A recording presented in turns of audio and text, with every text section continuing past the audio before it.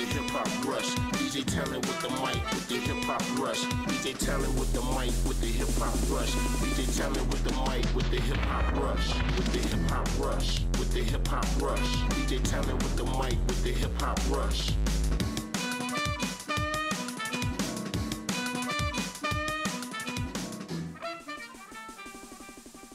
Hi, this is DJ Talent, star of the ITV show Britain's Got Talent, and I want to tell you what influenced me to become a DJ and a record producer. Okay, DJ Talent right here now. Let's wrap this up, man, and talk about my music career.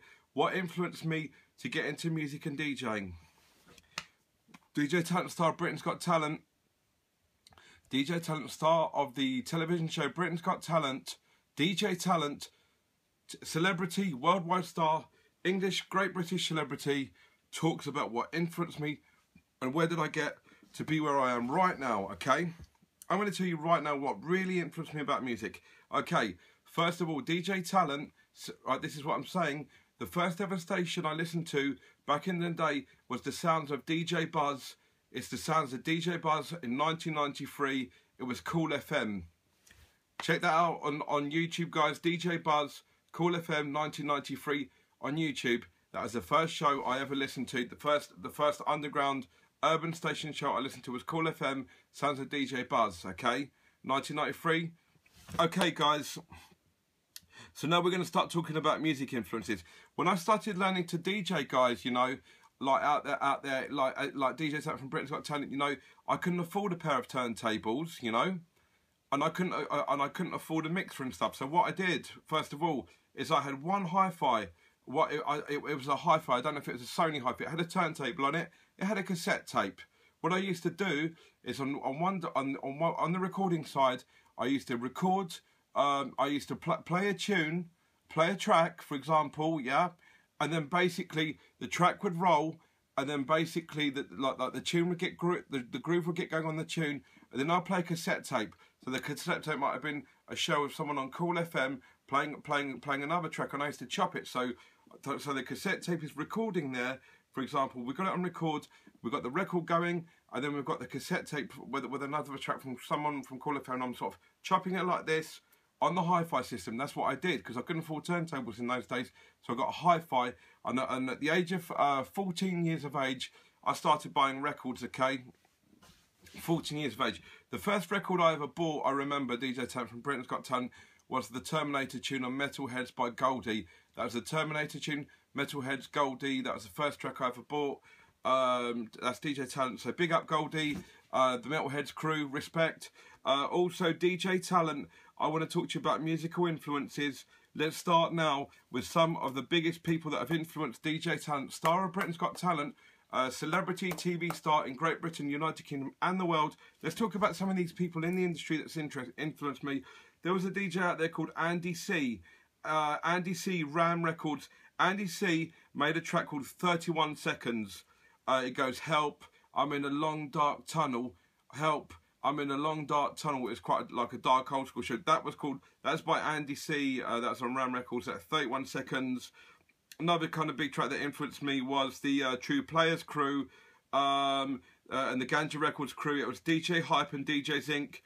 Those boys smashed it up. Mr. DJ Hype, Kevin, and Mr. DJ Zinc, Ben, they were behind a track called Super Sharp Shooter, which was a massive tune. Super Sharp Shooter, Shooter Shots, dun, da da da da da da da da da da.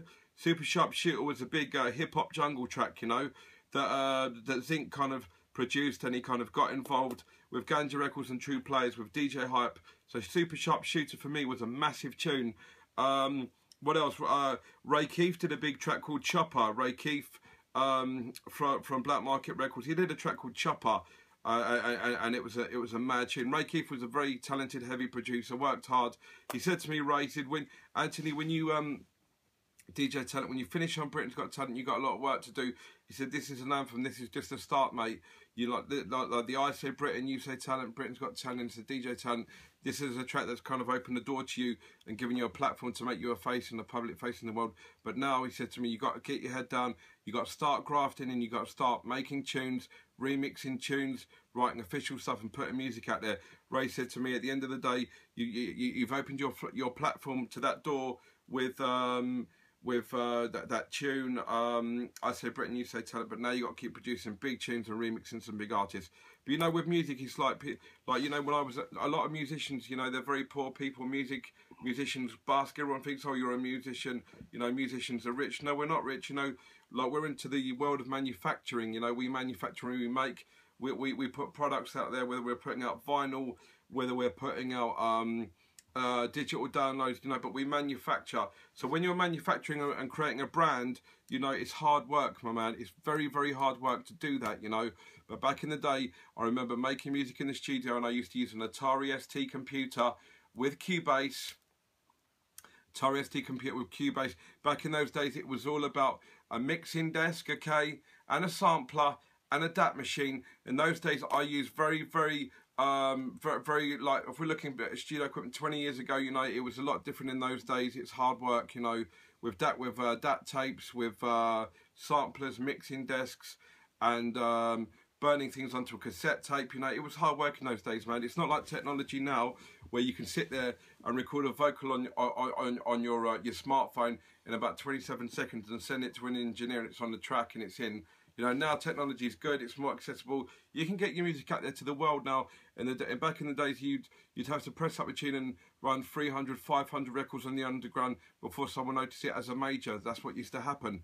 So that was kind of me. But do remember, people in life, you know, musicians and artists, man, we're not rich people. We start off as very, very poor people, you know. Back in the day, I remember working in a supermarket. That supermarket, back in the day, Mum got me a job in a supermarket, and for me, working in a supermarket, that meant I could go out and buy records and vinyl and support artists in record shops and buy their vinyl. That meant that I could go out to raves and listen to some of the biggest DJs in the world, some of the biggest DJs in Great Britain and the United Kingdom, the DJs that used to play hardcore and jungle music and UK garage. If it wasn't for my mum getting me a job working in a supermarket, I wouldn't have been able to go out and buy vinyl, and I wouldn't have been able to pay to go buy tickets to go to clubs and raves and listen to some of the biggest DJs in the world. Okay, so that's that. We also have a duo, a pioneer jungle duo called Brocky and Det. You know, DJ Brocky and MC Det. They're a big duo, and yeah, they're big, man. So big up Brocky and Det, like the pioneers of jungle, man. Everyone will, if you say who's a like one of the pioneers of jungle, you probably say the sounds of DJ Brocky and the sounds of MC Det. So respect MC Det and DJ Brocky, pioneering the scene. I was listening to your shows back in 1992. We've got the sounds of Fabio and Groove Rider. Fabio and Groove Rider were really, really big pioneers back in the day. Fabio and Groove Rider were sort of around like in the early 90s, like the late 80s. They used to play acid house, and then they would play acid house evolved to the hardcore and jungle scene, and then the hardcore and jungle scene evolved to the UK garage scene. And then now you kind of got grime, and now you've got drum and bass. So big up Fabio and Groove Rider for kind of like I was very interested in Fabio and Groove Rider, and they were the pioneers of say hardcore and jungle, acid house, you know. So and I remember Groove Rider saying to me in an interview, he said, you know, if you to become a big artist in the world, you know, it's about the circles you move in and the people you move in. If you move in with a lot of celebrities, a lot of business people, they educate you how to progress in music. I remember MC Det, yeah, he was a very, very professional man. You know, he said, you know, like when you're doing vocals and you're putting them on a track, they've got to sound professional, because obviously, you know, like you got to spend your time and make sure the artist is happy, so the artist can say, yeah, you know, I'm happy with the vocals, you know, because what you don't want to kind of work with an artist and they're not happy with the vocals and you put stuff out. That's the wrong thing to do, you know. So basically, you know, when you're working with an artist, also like, say, for example, the legendary MC Creed from Vocal Fusion and MC Det, these people are very experienced in music. They're pioneers. They know about vocals. MC Creed and MC Det know about vocal arrangement, vocal levels. They know what sounds good. So if you're in a studio of MC Creed and MC Det and they said, you know, I don't like this, it's not right, it doesn't sound right, you have to respect them. Remember, they're professionals. They know about music. They know about vocals, about grooves. They know about singing high notes. They're technically like singers, basically. They kind of lyricists. They write raps. So it's all about MC Creed and MC Det. Okay. Those guys are pioneers. They educate me about music. They're telling me about live bands and about getting the vocals right on a track and doing a professional job. Music production, if you're going to do a job and you do it properly, you know, if you put out a track and it's not mixed down properly or not mastered, it's going to sound shit. So if you're going to spend time on, you know what I say to people, like say, oh, is the track ready? Like, first time I went into a recording studio, I thought, is the track ready, man? After a day, and the engineer said, mate, you're having a laugh, mate. It's going to take 3 or 4 days. You're mad. You're crazy. That's true. It's like saying to an architect, you know, when's the skyscraper going to be ready? Is it going to be ready in an hour? Or saying to an artist, can you draw me a painting in an hour, or something like that? Or talking to a surgeon doing an operation. Oh, will the operation be done in an hour? You know, this is music production. This is professionalism. If you're going to make a tune, take your time on it. You know, I'd rather someone like sit there and make a tune and spend like a good week on a tune, a good week to 10 days on a project, rather than spending 2 days on something that sounds shit.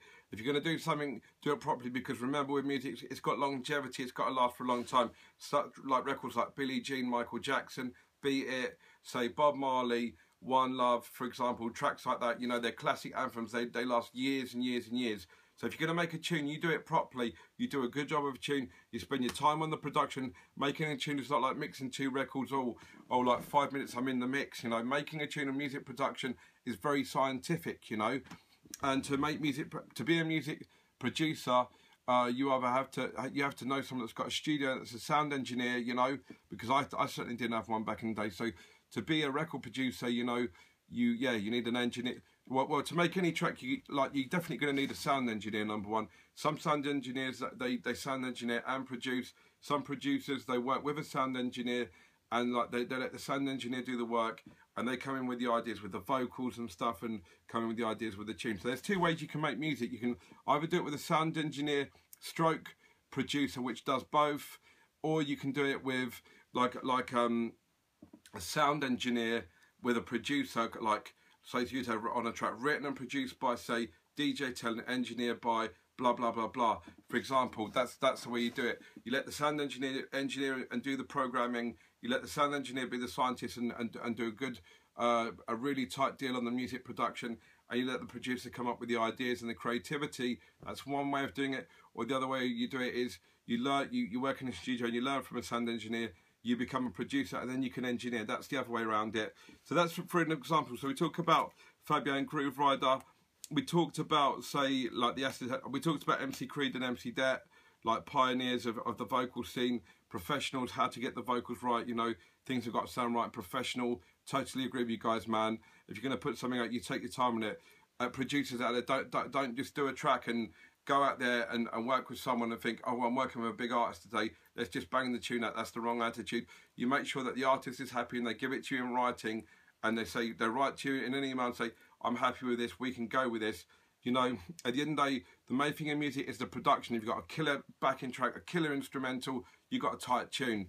The next thing you do is you bring the vocalist in, either a singer, a rapper, or an MC, to put the vocals down. But the main thing in music production is you have to have a really, really tight killer instrumental backing track. That's the main thing. Okay, so we're talking about music production. We're talking about what I was going to say to you.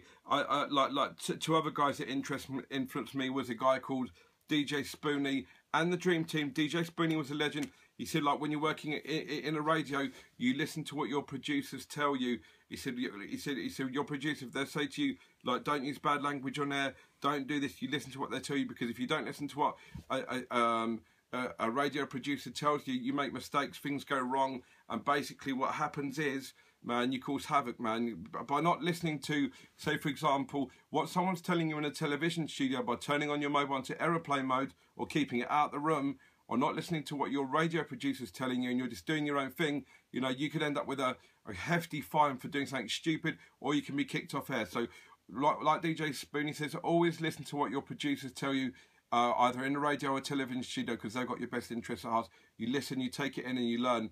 Remember, when you listen to people, you do things properly. If you don't listen to people, you make mistakes. So respect you on that one, DJ Spoonie. DJ EZ was one of another inspiration to me. Sounds of DJ EZ. He used to kind of play out, and he used to be very quick on the mixing. He'd like chop tracks up. He'd kind of be in the mix, and he's chopping tracks up, man. It's a very fast DJ. Works those turntables hard, man. Big up DJs if working the turntables hard. I want to big up the Ice Cream Records crew. I want to big up the Ice Cream Records crew and True Steppers. That's what else I want to big up. I want to big up Kid Andy Lissandro from Ice Cream Records. That's Andy from Ice Cream Records, Kid Andy. He was like the head of A&R at Ice Cream Records. I want to big up Tim Deluxe, who's a very famous, who made Rip Groove with a guy called Omar. He's a very kind of famous producer now. He did that track Just Won't Do. So that's Tim Deluxe. I want to big up a guy called Johnny L. Johnny L made a track called The Piper and Hurt You So. And Johnny L has also been in the studio and like worked with Groove Rider. I know Groove Rider's done a remix. Groove Rider, who was the pioneer of Acid House, Hardcore and Jungle. He's worked with Johnny L. He's remixed the Piper tune, and Johnny L and Groove Rider have done a collaboration on Hurt You So, which are two big tunes. So they're sort of people I want to big up. I want to big up my mate Sam MC Supplier as well. I want to big up Andrew DJ Sweet. I want to big up Alan Demolition Crew. I want to big up all the hardcore junglists out there. The Eruption. I want to big up the Eruption Crew, the Eruption Crew, Demolition Crew. I want to big up the Cool with the K Massive Cool FM Crew. I want to big up the Rinse FM Crew. I want to big up Radio 1 Extra. I want to big up Radio 1, Kiss FM and Select UK. Guys, this is DJ Talent from Britain's Got Talent. Let's make British urban dance music global and worldwide. We all know about musicians are poor people generally, you know, it's hard work to make tunes, you know, and musicians are, any musician that starts in this industry, man, they haven't got any money, they're skint, you know, they're doing jobs like working in supermarkets like I did to pay to buy vinyl records and to pay to go out to raves and clubs to listen to A-list DJs. So remember, man, musicians are poor people, and musicians that get rich is because, like, you know, you think you make one record and you've got a hit record, man, that might just pay for like a sports car, you know. But to make, say, £1 million out of music, man, you got to be churning out a lot of records, a lot of remixes, and banging out tunes right, left, and centre. Because, you know, one or two big hit anthems, man, it's not enough. You know, you got to keep rolling. You got to start getting your head down, like Ray Keefe said, and start grafting, man. You make a name for yourself on TV, and then now you're a face. Now you have to start pushing out and getting results by banging out tunes. You become a big name out there.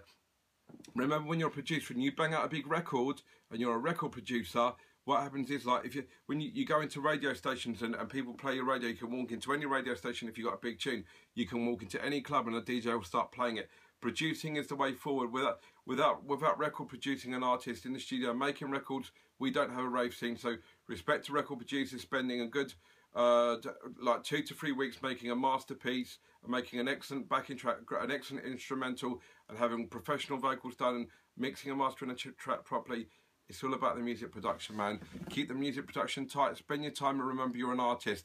A music producer is an artist, you know, and you got to remember, with a music producer, it's like saying to an architect, man, is the skyscraper going to be drawn in 1 hour? No, it takes time. So it's like music production. Take time, master it, and do a professional job and make the longevity last in your music. Remember what Michael Jackson said with Billie Jean and Beat It, and also remember what Bob Marley said with One Love.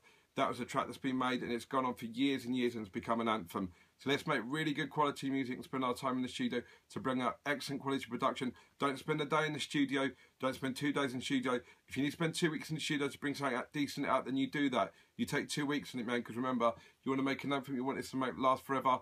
It's about the longevity of music. So do type music production and spend 2 weeks on a track rather than 1 or 2 days. God bless, love, peace. DJ Talent from Britain's Got Talent, talking about the music industry in Great Britain and the United Kingdom. Love, peace. Big up the Eruption Crew, the Cool with a K crew, the Rinse crew, the Radio 1 crew, Radio 1 Extra crew, Kiss FM crew, and the Select UK crew. Let's make British urban dance music big in the United Kingdom and England. This is DJ Talent talking to you live from Britain's Got Talent, the TV star, about my influences in music. Love, peace, God bless, DJ Talent. Talent with the mic, with the hip-hop rush. DJ Talent with the mic, with the hip-hop rush. DJ Talent with the mic, with the hip-hop rush. DJ Talent with the mic, with the hip-hop rush. With the hip-hop rush, with the hip-hop rush. DJ Talent with the mic, with the hip-hop rush. Hip-hop rush, rush. Hip-hop rush, rush.